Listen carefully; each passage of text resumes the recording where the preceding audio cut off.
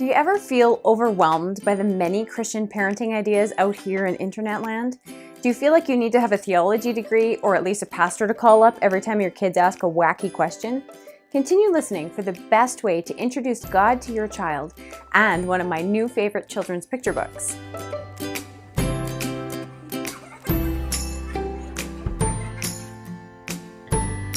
Hi, I'm Christie Thomas, the Bedtime Devo Mama.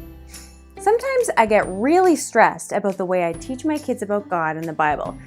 I think, oh no, I didn't do devotions with them in 4 days. Or they don't want to pray and they're never going to learn how to pray and their lives are going to be these awful lives because they don't know how to take things to God. Do you ever get panicked like that?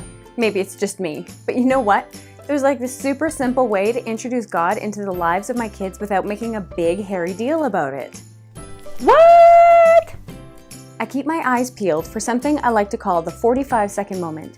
These unexpected moments are when my own faith journey and those of my children intersect, and they aren't usually very long. In fact, I'd say the average length is about 45 seconds. But those 45 seconds have the power to shape their eternal future. Those 45-second moments are like putting a dime into an investment account. A single dime adds up to only 10 cents, but a dime a day for an entire lifetime combined with the principle of compound interest creates something beyond belief. I believe this is what Deuteronomy 6 verses 6 and 7 is talking about. These commandments that I give you today are to be on your hearts. Impress them on your children. Talk about them when you sit at home and when you walk along the road and when you lie down and when you get up. The ancient Israelites mostly lived a harsh hardscrabble life. When they sat at home, they were likely either working or eating. When they walked on the road, it wasn't to walk the dog, it was to get somewhere. When they lay down after a long day of subsistence farming or rock quarrying or trips to the well and grinding grain for wheat, it wasn't on an inner spring mattress. Their leisure took place on the Sabbath only. The commandments Moses gave them were simply talked about during daily life. Perhaps they had specific times of conversation, but most families weren't sitting around discussing theology all the time.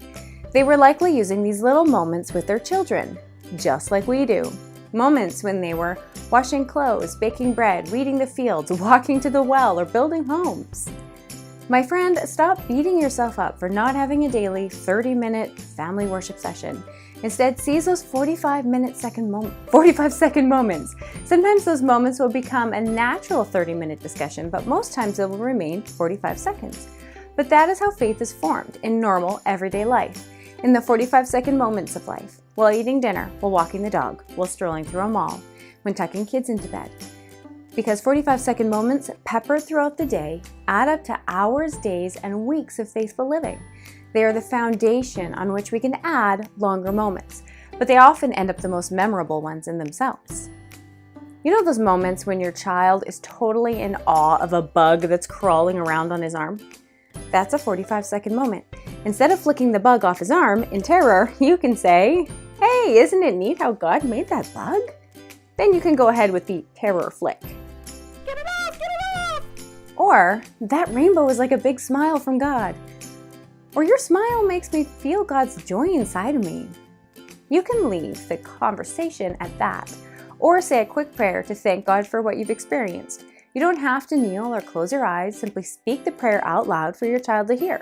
Start looking for the 45-second moments in the car, at the breakfast table, before bed. See, bringing Jesus into our days doesn't have to be stressful. It can be natural when we start looking for those 45-second moments. That is exactly what The World is Awake by Lindsay Davis is about.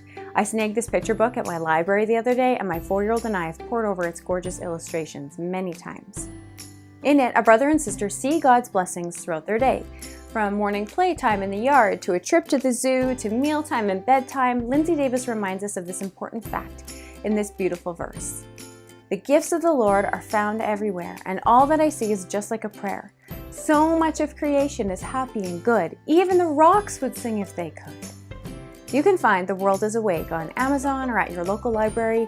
If you're looking for more great Christian picture books, my own picture books will be releasing in early 2019, also with fantastic illustrations that I did not draw, because I cannot draw.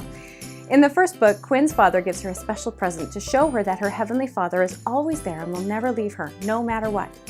To be one of the first to know when Quinn's Promise Rock is releasing, sign up for the waitlist. The link is in the description. If you enjoyed this video, make sure you subscribe on YouTube or like my Facebook page so you'll get notifications when new videos are up. Each one contains short, sweet, hope-filled ideas for spiritually parenting our kids. Bye!